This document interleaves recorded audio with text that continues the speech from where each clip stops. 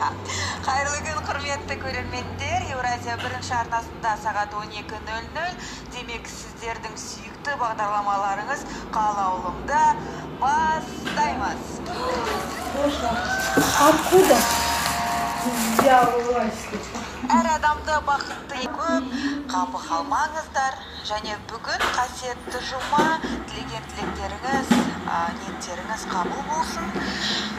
Ал 3 сағат бойы қалаулымда жұлдыз қонақ, қалаулымның тұрақты көрермендері оны жақсы біледі. Себебі бұл кісі қалаулым күнделігінің тұрақты сарапшысы болған әнші, менің құрбым Нұргүл Нұғманова. Міне қайтадан бір жаман бағай болған бұл.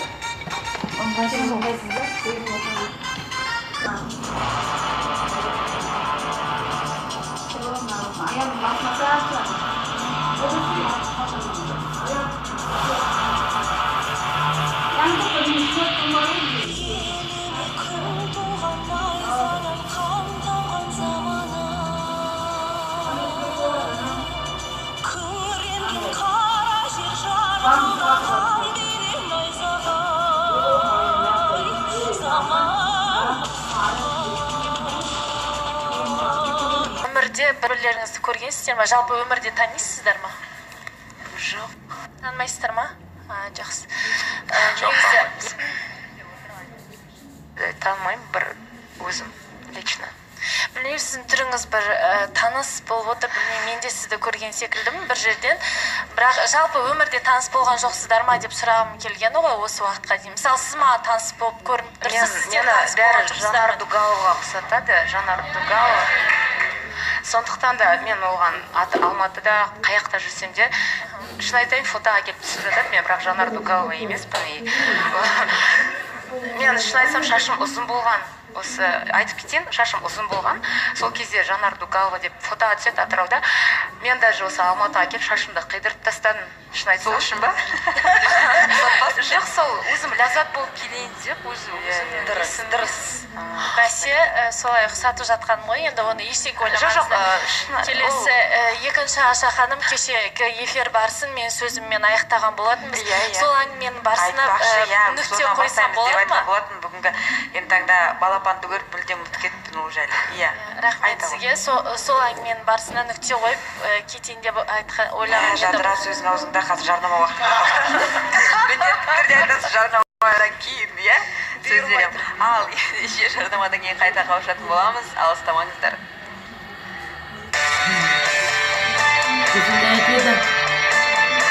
Қалаулымда тосын сый. Қатысушы. Сөзімен эфирді аяқтаған болатынбыз. Соған қорытынды нүктесін қойғым келгені, мысалы маған тиісіп жатыр, тұрақсыздық деп. Мен ер азаматтарды бірінші толқынның үміткері деп бастады. Одан кейін келе Ержан деп бастады, Медет деп бастады. Осы әңгімелердің бәріне нүктесін қойғым келген.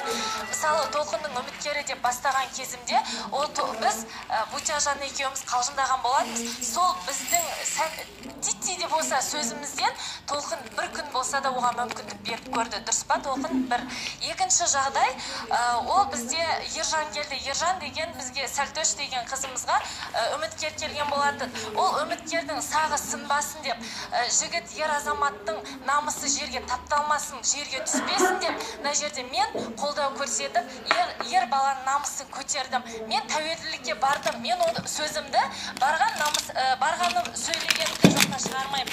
Және ер жақтаған жігітті қыз мақтаған дейді. Неге мен ондай рухты, көкіректі ер баланы мен неге қолдап жібермеске? Және менімен қоса отбасымыздың сіңілімдей көретін Альмирада сыйласымын білдірді ол жігітке. Ол жігіт сол біздің сыйластығымыздың арқасында мына жерде өзінің шешімін айтып, басын тік көтеріп осы жерден студиядан шықты.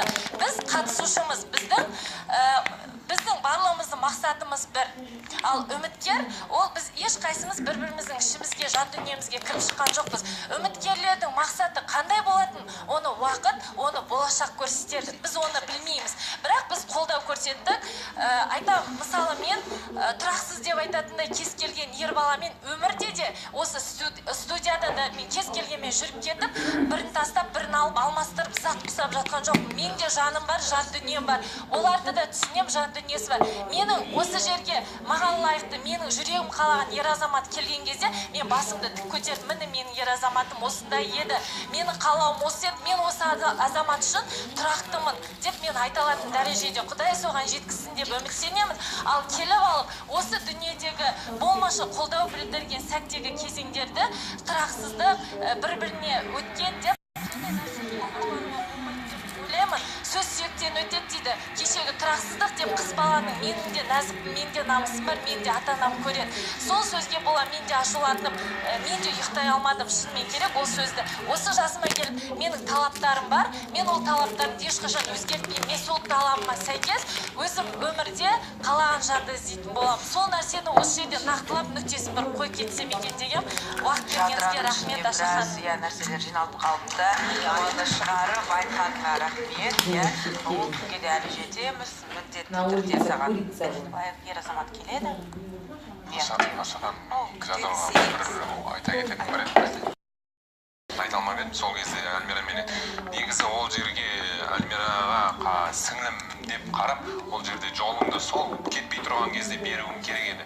Ол екеуіңді де таңдай алмайды, өткені екеуіңді де ренжіткісі келмеді. Ал сен жаңа жерде тұрақсыздық дегенің, сен ақ жарқын келгенде медетті айтпауың керек еді. Бекен аға, мынандай нәрсе бар ғой, бірдеңені айтарда адам ішіне бір нәрсесін сақтап қалады. Таяқтың екі ұшы да бар, оны да біліңіз деген келеді. Мен ол Альмираны, ол да қыз бала, ол да дәл менде. Мен неге сіңіліме жол берем деп, оның да мен намысын таптатпаймын. Альмираны әрдайым қолдаймын. Альмираны жоққа мен оны аспандатпасам, төменге түсірмеймін. Және ол жерде сезімді жігіттің таңдауында болды, жігіттің таңдауында болды. Бұл жерде ешқандай сезім орын алған жоқ. Кешіріңіз, сезім дегенді сезіммен ойнамау керек, махаббатты ойыншыққа айландырмау керек. Сондықтан сіз осыны нақты түсініңіз. Бекен аға, негізі сізге үміткер келіп отыр. Бірақ ұмытпаңыз. Ержанды сөз етіп кеттіңіз. Одан да үміткерге көңіл бөлейді. Сұрақ қойыңыз одан да. Танысыңыз. Сіздің маған деген сұрақтарыңыз болса, білгіңіз келетін нелеріңіз бар шығар. Әйел адамның бойында қандай қасиеттер жағымды сізге?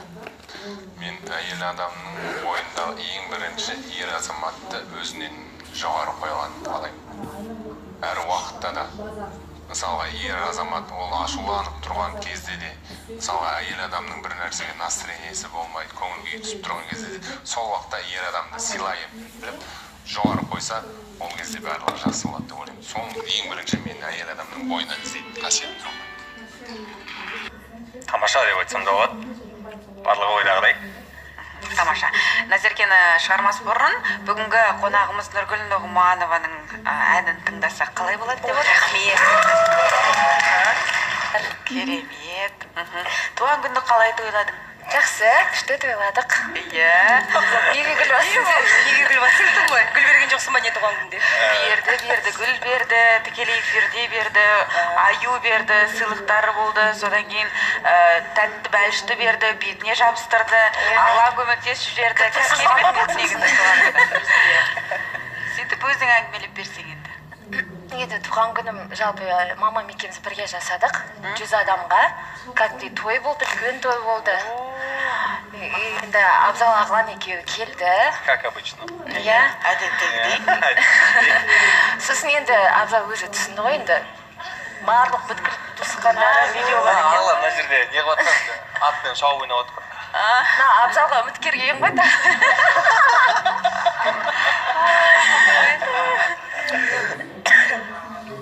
Керемет. Я Назерге айта ғой. Аты сырғанап жүр ғой. Ана жақта күрең кім тұр ана тақимен? Иә. Сәукелемен ба кім? Мен жүгіріп музыкантқа әрі бер. Иә, Назерге жүгіріп жүр ғой кәдімгідей. Енді Абзал мен ағалан артқа көрінбейді сол отырыспайды менде. Енді туысқандарым барлықтары келді. Кішкене енді әлі толыққанды осылай болды, бітті, тұрмысқа шығам деген кезде ғана ойымша мен барлық туысқандарыма таныстырамын, жеке әрқайсысына. Мамамен былайынша танысты, мамама да ұнады. Жүрегің түзіліп біткен.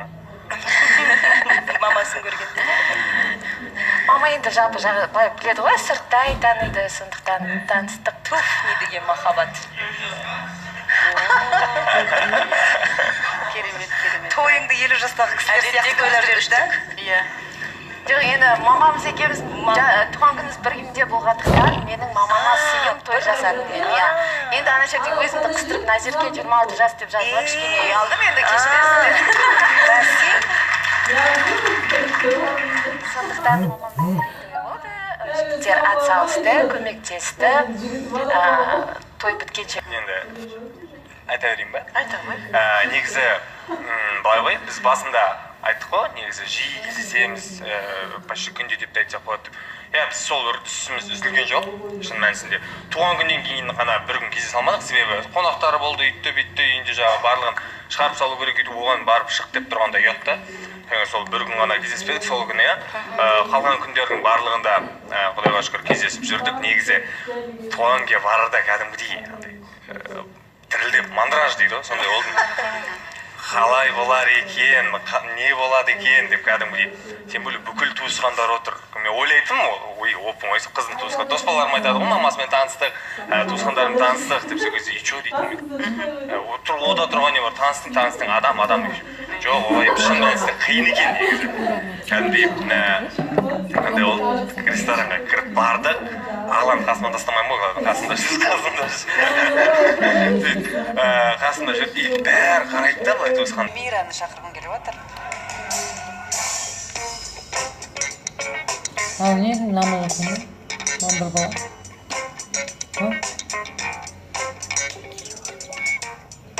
Бағана. Негізі Альмираның еркелігін бірінші маусымда байқамағанмын. Екінші маусымда кәдімгідей қатты байқалып жатыр. Альмира жан? Кішкене өзгерейік деген ғой. Может тауып кетерміз деп.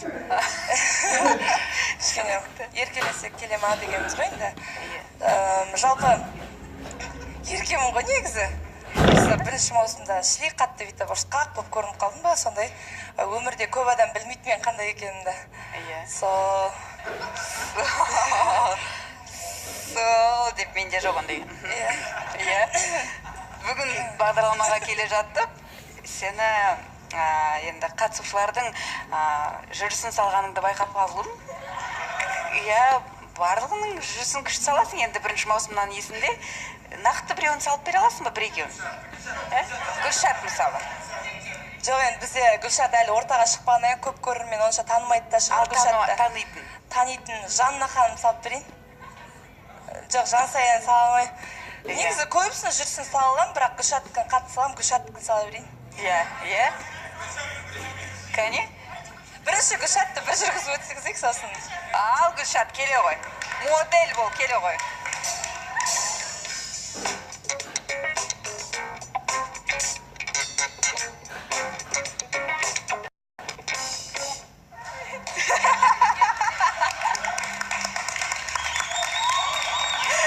Біздің сұлу қызымызға Гүлшатқа қошеметтеріңіз. Ал енді Альмира, сенің кезегің?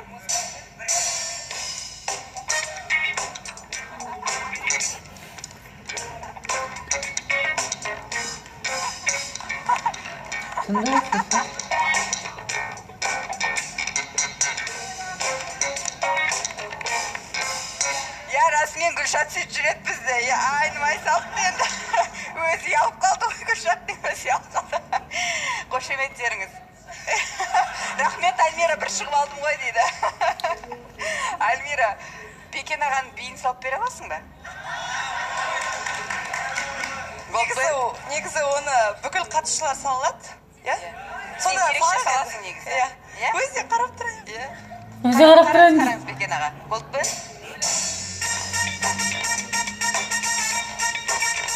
Мен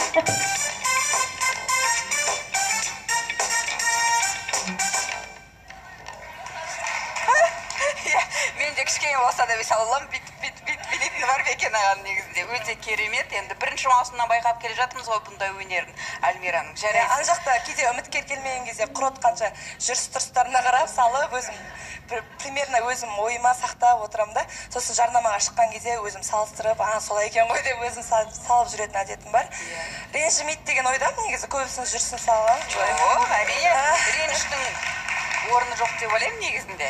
Иә, онсыз болады егер де ренішім жатса. Сол, үміткер қашып кеткен жоқ па? Олай болса қорқып, мен де қорқып қалдым ғой сен айтқаннан кейін. Қашып кетті ме, қашып кеткен жоқ па байқайық. Иә, келіңіз.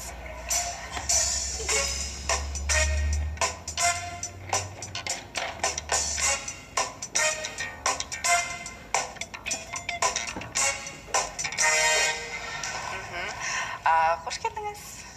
Қош көрдік. Есіміңіз? Марлен. Марлен. Ерекше екен. Қай жақтан келдіңіз? Мен осы Алматы қаласының тұрғынымын. Негізі Тараз қаласында туылғам. Алматыда оқып, Алматыда тұрам, ата-анаммен бірге. Түсінікті. Осында жұмыс істейміз. Қай жерде оқыдыңыз? Мен эстрада цирк колледжінде оқығанмын. Мамандығыңыз? Мамандығым актер. Актерсіз. Түсінікті. Жасыңыз? Жасым 22-де. 22-де. Түсінікті. Неге Альмираны таңдадыңыз? Альмираны таңдаған себебім менің анам айтады. Анамның бойы да аласа. Айтады, егер енді болашақта өзімнің ұлдарым немесе қыздарым нағашысына тартып, сондай бір ірі, жасы бар. Иә. Енді мен өзімнің бойымды да бір қысқа деп айта алмаймын. Орташа. Иә. Сол себепті Альмираның бір жағынан нақты сөйлейтіні, әрқашан өзінің ойын тіке айтып ашық жеткізе алатыны, сол жағымен тартымды деп ойлаймын. Түсінікті, керемет. Ал Альмира, сөйлей ғой. Тік сұрақтарыңды қоя ғой. Марлен, қош келдің. Қош көрдік. Дауысы таныс, сияқташы ханым. Негізі аты да таныс, боп тұрған сияқты енді. Сонымен танысыз ба? Жалпы, қазір немен айналысасыз? Мен қазір түрлі жобаларда, отандық телесериалдарда, және де тағы да бір жұмысым облыста мәдениет үйінде әртіс болып қызмет атқарам.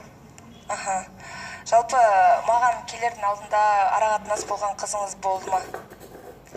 Жоқ, болған жоқ.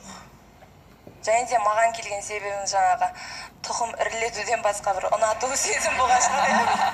Енді сүйек жаңғырту дейді ғой, былай айтқанда қазақтың негізі ұл-қыздары сондай бір. Жоқ, ол жарайды ғой. Ұнату бар ма деген ғой? Әрине бар ұнату. Я сол бірінші айтудың орнына деген ғой. Жарайды енді. Жалпы бойыңыз қанша? Бойым менің 168 деп ойлаймын. Деп ойлайсыз? Деп ойлайым деген қыз болған екен, е. Жалпы мен бойым ұзын деп жарайды енді. Сол. Ата-анаңыз біледі, я, мұнда келгеніңізді? Иә, ата-анам біледі. Үйде қаншаусыздар? Біз үшеуміз. Менің ең үлкені менен кейін 2 інім бар. Болашақта ата-анаңызбен тұру міндетті емес, я? Міндетті. Міндетті. Інілеріңіз? Өйткені мен үлкен ұл болғаннан кейін өзімнің ата-анама келін түсіріп, сол кісілерді жақсы бір қуантқым келеді. Інілеріңіз пока өсіп әйел алам дегенше, я? Иә, бірақ жарайды уақытысында көріштіміз. Жалпы, қай елсіз, руыңыз? Мен руым Ұлы жүз Дулат Шымырмын. Менің нағашыларым Дулат, Дулаттың ішінде Байсары деген. Жалпы жақсы. Туған жеріңіз қай жер? Осы Алматы қаласы ма? Нақты туған жеріңіз? Жоқ, мен туған жерім Тараз қаласында. Тараз қаласы, иә. Қаласында дүниеге келгем. Ауылым аталарымның. Нақты Қызлоктябрь деген ауыл бар. Нақты егер бәрі жақсы болып кетіп бара жатса, қанша уақытта үйленуге дайынсыз? Мен 3-4 айда үйленуге. 3-4 айда? Иә, өйткені мен қазір үлкен шаңырақ үй салып, сол үйді енді келінмен толықтырсақ деген.